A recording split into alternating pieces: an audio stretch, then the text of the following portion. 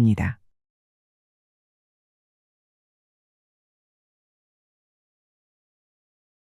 40대는 미모의 평준화가 이루어지고 50대는 지성의 평준화가 이루어지고 60대는 물질의 평준화가 이루어지고 70대는 정신의 평준화가 이루어지고 80대는 목숨의 평준화가 이루어진다는 말이 있습니다. 모두가 조금씩 변해간다는 것입니다. 30대까지는 세상의 모든 것이 불공평하고 사람마다 높은 산과 계곡처럼 차이가 나지만 나이가 들면서 산은 낮아지고 계곡은 높아져 이런 일 저런 일 모두가 비슷해진다는 것입니다. 많이 가진 자의 즐거움이 적게 가진 자의 기쁨에 못 미치고 많이 아는 자의 만족이 못 배운 사람의 감사에 못 미치기도 하여 이렇게 저렇게 빼고 더하다 보면 마지막 계산은 비슷비슷하게 되는 것이지요. 모두가 그렇게 닮아간다는 것입니다. 우리가 삶을 살아가는 데 있어 교만하거나 자랑하지 말아야 할 이유가 여기에 있습니다. 우리가 친절하고 겸손하고 서로 사랑해야 할 이유도 여기에 있습니다. 시간은 모두에게 공평하다고 하지요. 흐르는 시간 속에서 나이 들어 간다는 것은 누구에게나 숙명 같은 일입니다. 늙으면 좋은 것 천지다. 늙으면 공부 안 해도 된다. 늙으면 새로 시집 안 가도 된다. 늙으면 애 안 낳고 애 안 키워도 된다. 늙으면 직장 생활 안 해도 된다. 65세 넘으면 국민연금 나오고 혜택이 많이 주어진다. 죽으면 죽은 후에 어떻게 될지 모른다. 그래서 걱정할 필요가 없다. 죽는 게 두렵다 하는 것은 살아있을 때 얘기다. 살아있을 때는 살아있다는 것을 즐기면 된다. 아파도 살아있다. 그렇다고 죽는 것이 나쁜가 하면 그렇지 않다. 죽으면 그런 거 모르기 때문에 아무 걱정할 필요가 없다. 이렇게 생각하면서 살면 어떨까요? 인생을 살아가면서 한 가지 이치만 알면 괴로울 일이 없다고 합니다. 이 한 가지 이치는 무엇일까요? 사람들이 괴로운 이유는 많지만 조금만 생각을 바꿔보면 훨씬 자유로울 수 있다고 합니다. 예를 들어 그동안 계속 두 눈이 안 보이다가 어떻게 수술해서 한쪽 눈을 떴다면 기분이 어떨까요? 무척 좋겠지요. 그런데 두 눈이 잘 보이다가 다쳐서 한쪽 눈이 안 보이면 어떨까요? 가슴이 찢어지는 듯이 엄청 괴로울 것입니다. 한쪽 눈만 보이는 조건은 똑같은데 한 사람은 죽을 것 같고 한 사람은 세상이 다 내 것 같습니다. 왜 그럴까요? 두 사람을 비교해 보면 평생 장님으로 살다가 오늘부터 한쪽 눈이 보이는 게 나을까요? 아니면 평생 잘 보다가 이제부터 한쪽 눈이 안 보이는 게 나을까요? 어떻게 생각하시나요? 아마도 평생 잘 보다가 한쪽 눈이 안 보이는 게 훨씬 나을 것 같다고 말씀하시는 분이 많을 것입니다. 눈이 하나 안 보인다거나 다리 하나를 다쳐서 못 쓰게 되면 물론 둘 다 건강한 것보다는 못하지만 그것은 불편한 것이지 괴로워할 일은 아니라는 것입니다. 별다른 일이 없어도 늙으면 이것저것 불편해지는 것도 당연한 것입니다. 괴로울 필요가 없는 것이지요. 돈도 마찬가지입니다. 아는 지인 중에 재산이 한 300억쯤 되던 분이 있었는데 예전에 주식이 폭락할 때 왕창 망해서 고통을 못 견디고 스스로 목숨을 끊었습니다. 그런데 동생이 뒷정리를 해보니까 형에게 남은 재산이 20억이 되더래요.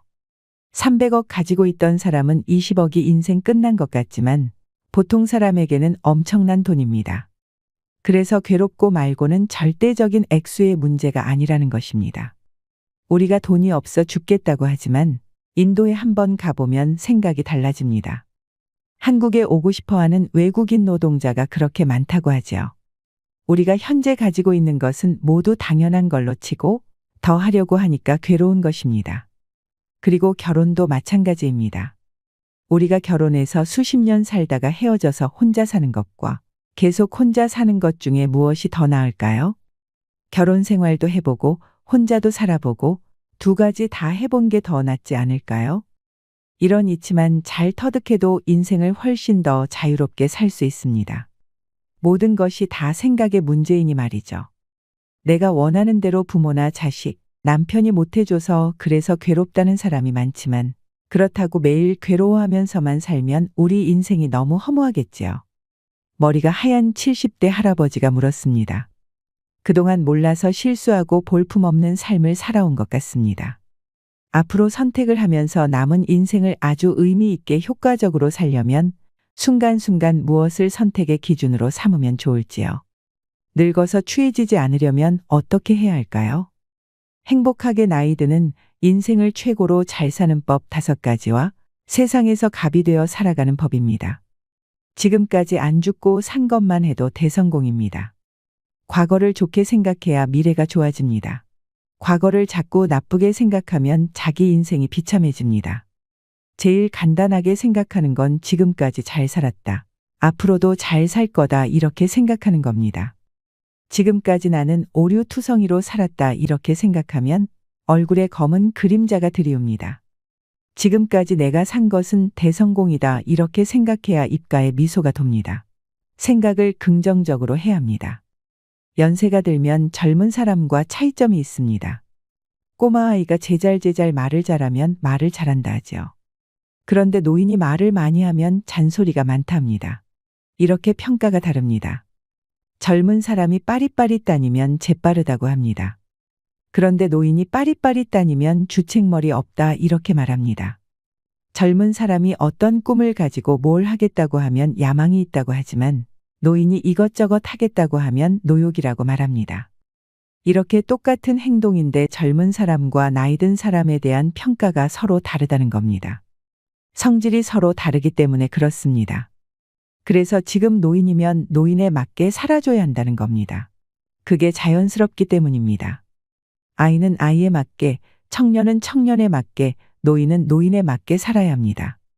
그런데 요즘 청년들은 청년답게 안 살고 노인처럼 살려고 합니다. 청년의 특징은 미숙함입니다. 미숙하다는 것은 실수를 한다는 겁니다. 그런데 청년이 실수를 안 하려고 하다 보니까 결정을 못 합니다. 청년의 장점은 용기입니다. 그래서 청년은 뭐든지 시도하면 됩니다.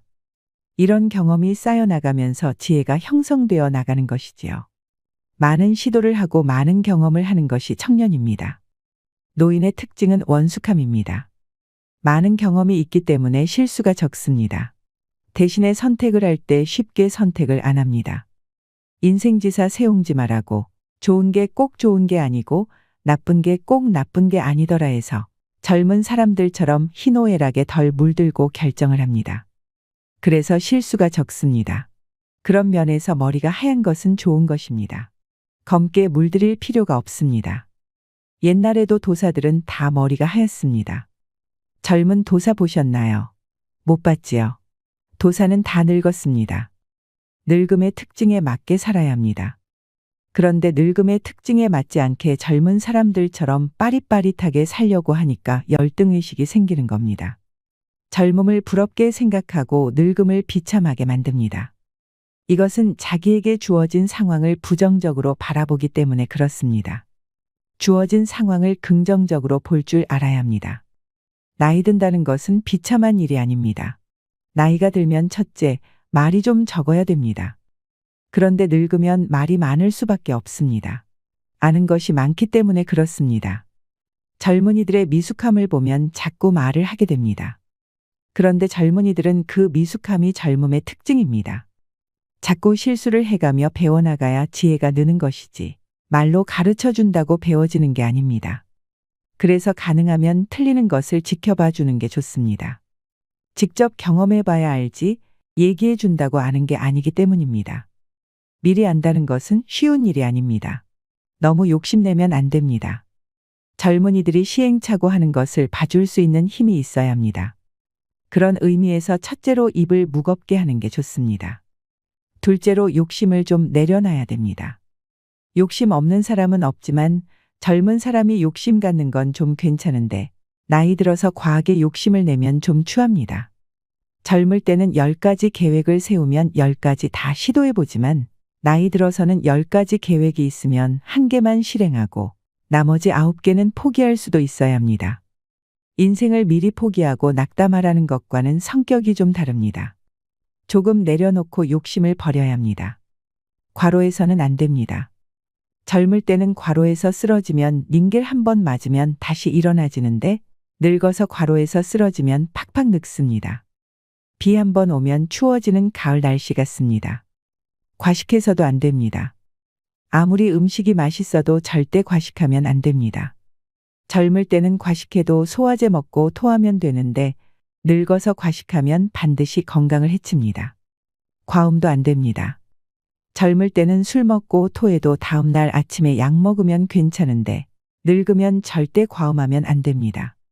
술 먹는 것은 괜찮은데 딱 조절해서 드셔야 합니다. 셋째로 항상 모으는 것보다는 베풀어 주는 게 좋습니다. 1,000원을 내든 500원을 내든 무슨 모임이 있든 어디 가든 다만 10원짜리라도 하나 놓고 오는 연습을 하셔야 합니다. 종교적으로 얘기하면 손자를 위해서 내가 걸음을 주는 겁니다. 할아버지 할머니가 지은 복이 손자에게 간다는 말이 있습니다. 어떤 모임이든 어떤 행사든 뭘 하든 큰 돈 내라는 것이 아니라 자기 쓰는 용돈에서 1,000원이라도 남을 위해 써보세요. 친구와 밥 한 끼를 먹어도 매번 얻어먹기만 하는 것은 좋지 않습니다. 어떤 일이 있어서 도움을 받으면 그 마음을 표현하고 남에게 다시 베풀어주는 마음을 가져야 합니다. 이것이 나를 위해서도 자손을 위해서도 복짓는 행위가 됩니다. 나누면 세상이 아름다워 보입니다. 넷째로 유산을 상속할 때 자식에게 다 주면 안 됩니다. 사회로 환원을 하든 유산을 주든 항상 자기 용돈 쓸 것과 자기 잠잘 방 하나와 자기 음식 사 먹을 수 있는 정도는 남겨둬야 합니다.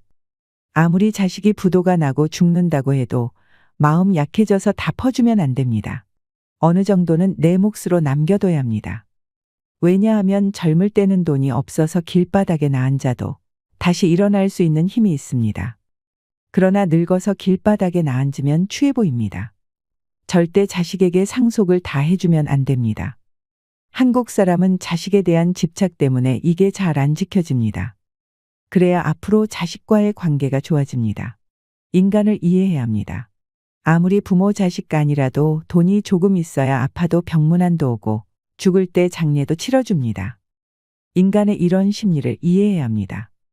내가 살기 위해서 내 먹을 건 내가 챙겨야 되고 조금은 갖고 있어야 합니다. 삶을 자식한테 의지하려고 하는 건 어리석은 생각입니다. 다섯째로 거동이 불편해서 몸져 눕기 전까지는 가능한 자식들과 같이 살지 않는 게 좋습니다. 아무리 같이 살자 해도 같이 안 사는 게 좋습니다. 이것이 행복하게 사는 길입니다. 몸을 끌고 가서 밥을 해 먹더라도 자식과는 따로 사는 게 좋습니다. 생태적으로도 그렇습니다. 어미가 새끼를 돌보는 건 모든 생명체가 다 그렇게 하죠. 그런데 자연 생태계에서는 어미가 병들었다고 새끼가 돌보는 경우는 없습니다. 인간 빼고는 없습니다. 이것은 생태적으로 원래 안 맞는 겁니다. 늙어서 죽는 건 내가 책임져야 합니다. 누가 도와주는 건 좋은 일이지만 누구한테 부탁할 일은 아닙니다. 노후에는 너무 물질적으로 잘해놓고 살려고 할 필요도 없습니다. 시골에서 농사 짓고 지내는 것도 참 좋습니다. 자꾸 다 가지고 살아가려고 하니까 노후 자금이 없다며 걱정하게 되는 겁니다. 그런데 걱정할 필요 없습니다. 한국의 복지제도 수준이 밥은 먹고 살 수 있게 되어 있습니다. 노후 보장 걱정하지 마세요. 밥만 먹고 살겠다 이렇게 마음을 비우면 아무 문제가 없습니다. 기본만 딱 간직하고 나머지는 봉사하면서 사는 게 좋습니다. 이렇게 툭 놓고 살면 길이 열립니다. 앞에 5가지만 잘 지키고 살면 자식과도 아무 문제가 없습니다.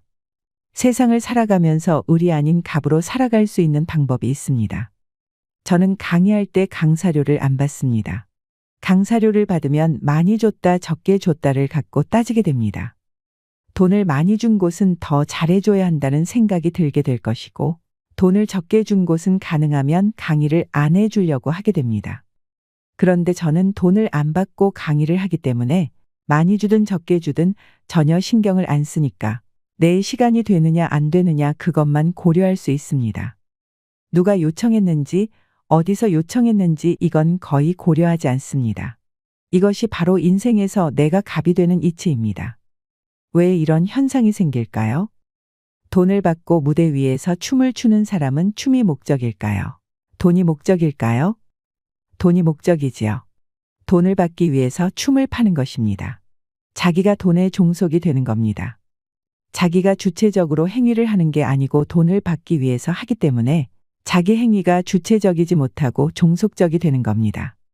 그런데 돈을 주고 춤을 추는 사람은 돈이 목적일까요? 춤이 목적입니다. 자기가 바로 춤을 실현하는 사람이 되는 것입니다. 이것은 자신의 행위가 바로 자기 실현이 되는 것입니다. 반면 돈을 받고 하는 행위는 돈을 위해서 자기를 파는 것이기 때문에 이런 현상이 생기는 것입니다. 봉사는 사랑과 같습니다. 자원봉사는 자기를 실현하는 일입니다. 이것은 돈을 벌기 위해서 자신의 재능을 파는 것이 아닙니다. 인류 역사가 노예에서 노동으로 발전해 왔는데 이제는 나눔과 봉사로 나아가야 합니다. 돈을 내고 일하면 놀이가 됩니다. 그런데 우리는 돈을 받고 일하는데 너무 익숙해져 있습니다. 그래서 제가 드리고 싶은 말씀은 노동을 해야 먹고 살 수 있다면 노동을 하세요. 돈 벌 수 있는 만큼 버세요. 그러나 나이가 들어 돈 벌 일이 없어졌다고 너무 낙담하지는 마세요. 나이가 들어서 돈 벌 일이 없게 되었을 때야말로 진짜 사랑을 할 수 있고 진짜 인생이 시작되는 것입니다. 아직도 재능이 남아있다면 세상을 위해서 사랑을 한번 해보시라는 겁니다. 봉사라고 하면 굉장히 의미 있는 일을 찾는데 그렇지 않습니다. 아무리 작은 일이라도 이 세상에서 필요로 하는 일을 하는 것이 자신의 삶을 사랑으로 마무리 짓는 방법입니다. 그것이 내 인생의 주인이 되어 갑으로 살아가는 방법입니다. 지금 우리는 노후 파산, 노후 불안, 노후 걱정 등 많은 이들이 늙음에 대해 걱정하는 시대를 살고 있습니다. 인생에는 정답이 없다고 합니다. 무거운 짐을 지고 사는 사람도 있고 가볍게 사는 사람도 있지요. 인생에는 답이 없고 선택만 있습니다. 더 나은 선택이란 없고 선택에 따른 책임만 있는 것입니다. 행복한 노년을 위해 오늘 말씀드린 행복하게 나이 드는 5가지 원칙을 삶의 지침으로 삼아보는 것은 어떨까요? 세상에는 빵 한 조각 때문에 죽어가는 사람도 많지만 작은 사랑도 받지 못해서 죽어가는 사람은 더 많다고 합니다. 얼마나 많이 주는가 하는 것은 중요한 것이 아니지요. 작더라도 그 안에 얼마만큼 사랑과 정성이 깃들어 있는가가 더 중요합니다. 세상에 귀감이 되는 사람들은 결코 자신이 큰 일을 한다고 말하지 않습니다. 다만 작은 일을 큰 사랑으로 만들 뿐이라고 하죠. 나이가 들어갈수록 인생을 어떻게 살아갈 것인가에 대한 고민이 많아집니다. 지나온 나의 삶이 후회스럽기도 하고 앞으로 살아갈 나의 삶이 불안하기도 할 테지요. 그리고 지금 현재 괴로움을 안고 살아가시는 분들도 많을 것입니다. 일을 못해서 돈을 못 벌면 어쩌나, 병이 들면 어쩌나, 자식들 다 키우고 나면 노후를 어떻게 보내나, 이런저런 걱정에서 잠시도 떠나지를 못합니다. 이미 지나가 버린 과거를 붙들고 괴로워하는 것도 모자라 아직 닥치지도 않은 미래의 일을 염려해 안절부절 못합니다. 우리는 늘 현재를 놓치며 삽니다. 과거를 생각하다 현재를 놓치고 미래를 걱정하느라 또 현재를 놓칩니다. 행복이란 어디서 뚝 떨어져서 내게 오는 게 아닙니다. 나에게 주어진 시간을 즐기고 소소한 행복으로 채울 때 그 하루하루가 쌓여 좋은 인생이 되는 것입니다. 이상으로 시니어를 위한 모든 것, 시니어 연구소였습니다.